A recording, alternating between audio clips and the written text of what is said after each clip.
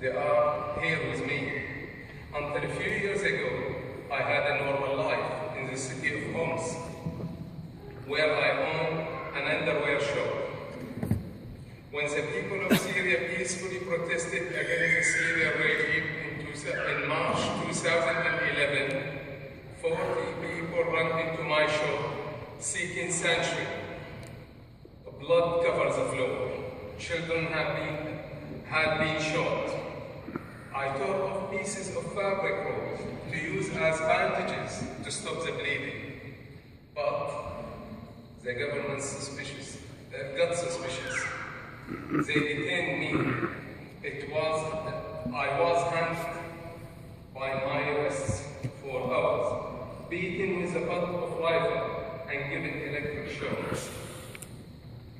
I was held in jail for 6 months and only freed in prisoner exchange. I escaped to Lebanon, and then I was lucky to be resettled in the UK with my family under the Vulnerable Person Relocation Scheme. I now live in a house. My children go to school, and I'm learning English. I really appreciate it. But I have come here tonight to ask for your help.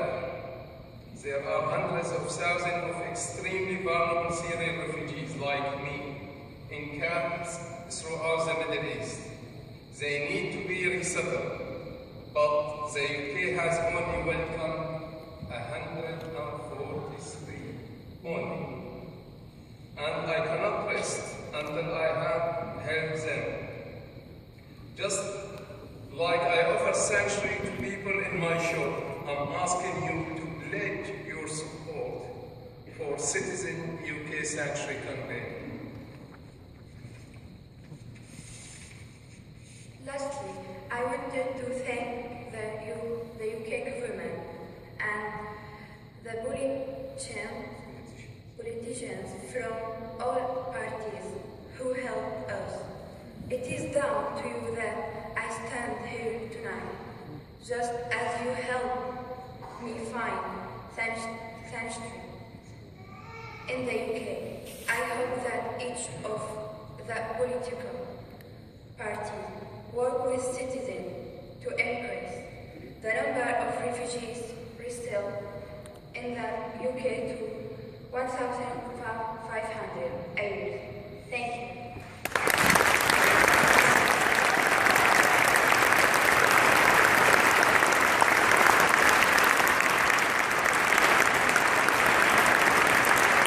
Laura, a Syrian refugee with her family, just given the testimony. Ladies and gentlemen, you just heard no story, but there are hundreds of thousands, even more, like Noah. Flipping always gave sanctuary to people. Jesus Christ sought sanctuary in Syria 2,000 years ago, and now the Syrian ask for sanctuary in Europe. Please,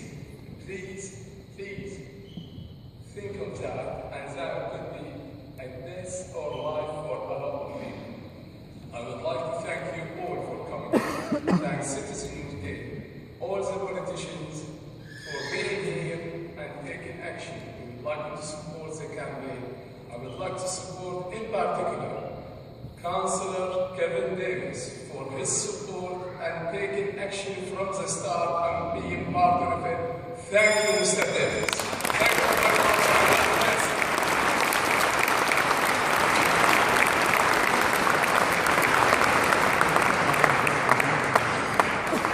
don't think anyone can dispute the scale of this crisis or the human need.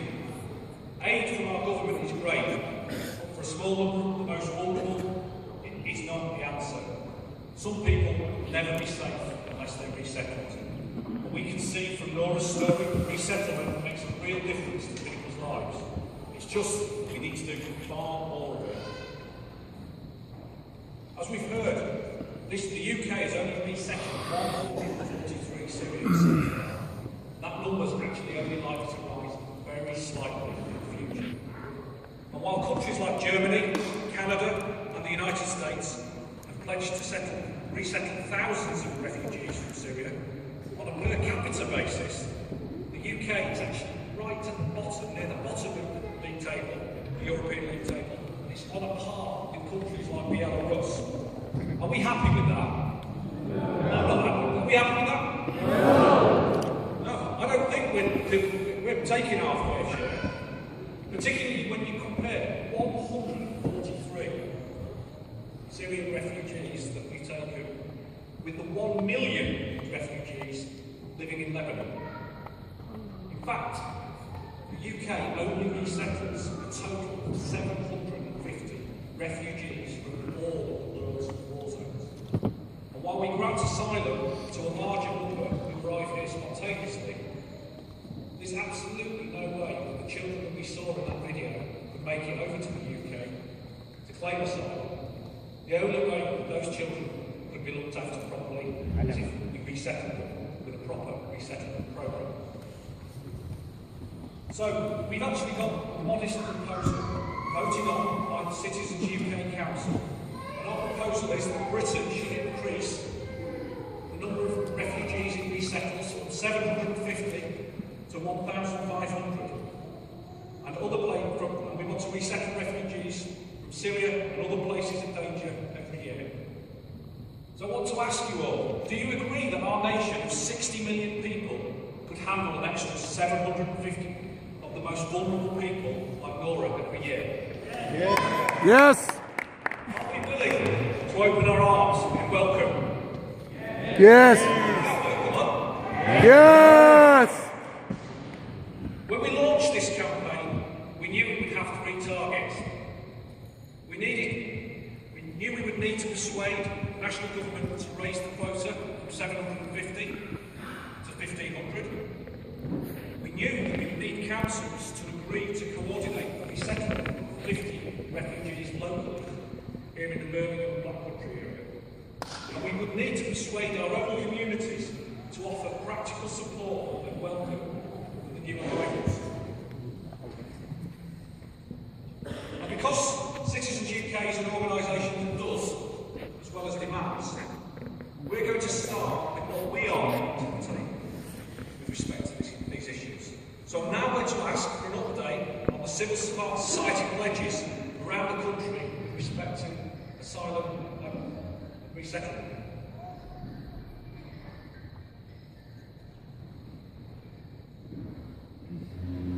Birmingham has civil society pledges from our members to find housing, volunteer befrienders, and a warm welcome to 50 resettled refugees in our city.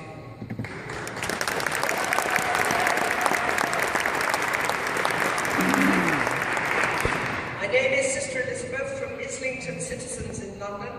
We have civil society pledges to find housing, volunteer befrienders, and a warm welcome for 50 settled refugees in each of the following boroughs: Ealing, Islington, Lambeth, Westminster, Kensington and Chelsea, Kingston, Redbridge, Croydon, Bexley. That would be 450 refugees resettled in total in London.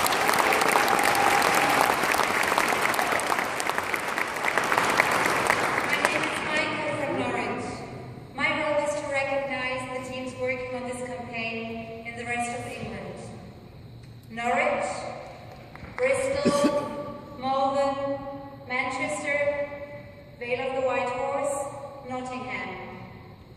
And we have civil society pledges to find housing, volunteer befrienders, and a warm welcome for 50 resettled refugees in each of those areas. That is 300 we could welcome in total.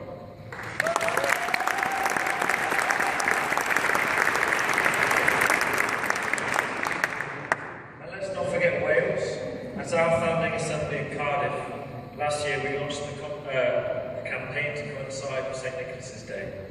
We have civil society pledges to find housing, volunteer befrienders, and a warm welcome to 50 Syrian refugees in Cardiff and the Vale of Morgan. That would be 100 refugees we could welcome in total.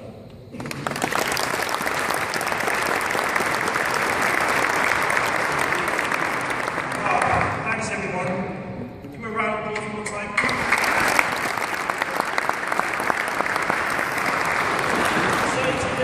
trail of the sanctuary agenda across the country. That means we'll have communities willing to welcome over the target of 250 extra resettled refugees. We can't do it